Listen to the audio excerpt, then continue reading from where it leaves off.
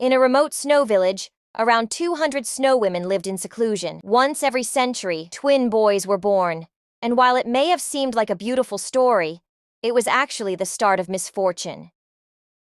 The brothers, elder Kaido and younger Hiroshi, were the only males in the village, treated like royalty and given every luxury.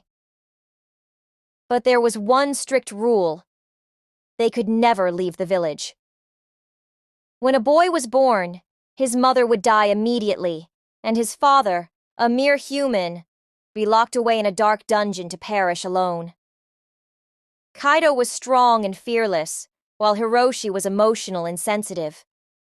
According to the village customs, Kaido was made the village chief, but in truth, he was a puppet, controlled by the snow women. The weight of his role was unbearable, breaking him physically and mentally, yet he remained alive only because of his younger brother. One day, Hiroshi shyly confessed to Kaido that he had wet the bed. This terrified Kaido, for it meant Hiroshi could now become the next village chief. If the snow women learned of this, they would take control of him too.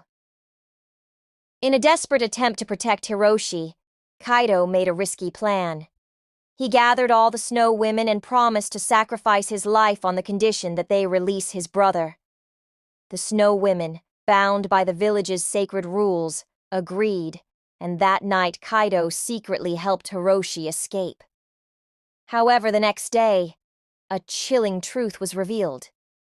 The snow women's leader had sent assassins to kill Hiroshi. Enraged, Kaido demanded an explanation, but the women coldly reminded him that they had agreed to let his brother go, but never promised to spare his life. Their cruelty shattered Kaido's spirit. With nothing left to live for, he climbed a tall mountain temple, battling fierce snowstorms. Tears streamed down his face as he prayed, his heart broken beyond repair. He realized he was another victim of the village's horrific traditions, just like the boys before him. Meanwhile, another story unfolded. A boy, abandoned at birth, was thrown into a filthy drain by his parents. But, instead of blood, a strange white liquid flowed from his body. He was alive, with glowing red eyes like a monster. An old woman found him and raised him, though his life was filled with cruelty. He was forced to do the dirtiest tasks, sleep outside in the freezing cold, and endure constant beatings from the village children. He suffered for years, until one day, his last memento from his parents, a necklace, was stolen. Something inside him snapped. His body tore apart, his teeth sharpened, and his eyes glowed red. But he fought to control his rage, only wanting his necklace back. Once he retrieved it, his monstrous side calmed, and he returned to his human form. At that moment, a mysterious man appeared, a renowned monster detective named Raiden.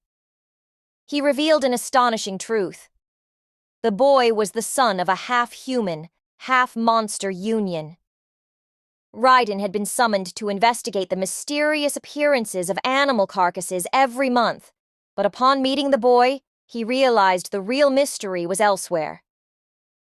The boy, named Renji, explained that every new moon, a fresh carcass appeared, meaning something would happen on the next new moon. Raiden decided to stay with him, determined to uncover the truth. One night, Renji feared he was responsible for the killings, but Raiden reassured him. As long as he wore the necklace, he would never transform into a monster. Suddenly, a terrified child's scream echoed behind them. Two monstrous creatures were attacking a boy who had often tormented Renji. Without hesitation, Renji and Raiden rushed to help.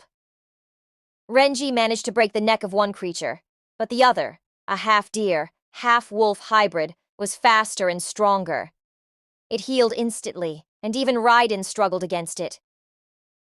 At that moment, Renji felt the monster within him stir. With a single, powerful punch, he broke the creature's neck. Everyone thought the battle was over, but then Raiden aimed his gun at Renji's head. He revealed his true mission: not to investigate the village, but to kill Renji. The village had always seen him as a curse. However, when Raiden pulled the trigger, something unexpected happened. The bullet pierced Renji's heart, but he remained alive and unharmed. A memory from Renji's past flashed in his mind, of a boy so moved by his mother's old, worn shoes that he stole a new pair for her. His older brother had scolded him, reminding him that stealing was wrong. But then, the younger boy fell silent, his eyes darkening as horrifying, filthy worms crawled from his body, wrapping around him. His mother, however, had held him tight, screaming that she was there for him. At that very moment, the Yokai Detective Agency was called. The agency's leader, Kaito, was attempting to take the life of another unknown child. The bullet fired at Renji was symbolic. Raiden knew that Renji's power made him impossible to kill, so his true mission was to help Renji escape the village.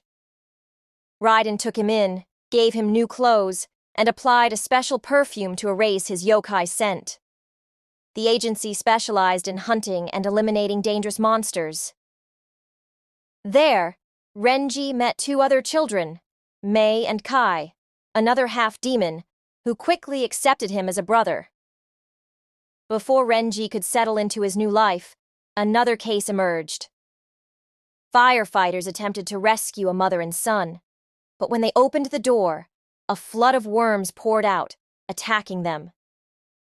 The rescuers, overwhelmed by horror, shut the door and left the victims inside.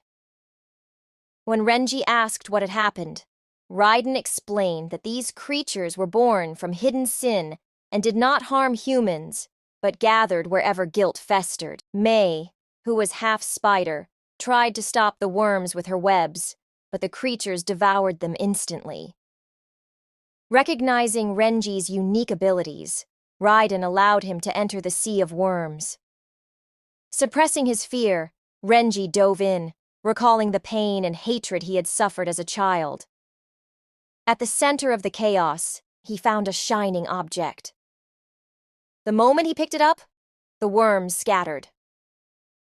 A sobbing older brother revealed that their mother, terrified of worms, had sacrificed herself for her son. Seeing this, Renji stood still, a deep sadness washing over him. His own parents had abandoned him, yet here, a mother had embraced death for her child. It was the first time he truly understood the depth of human emotion.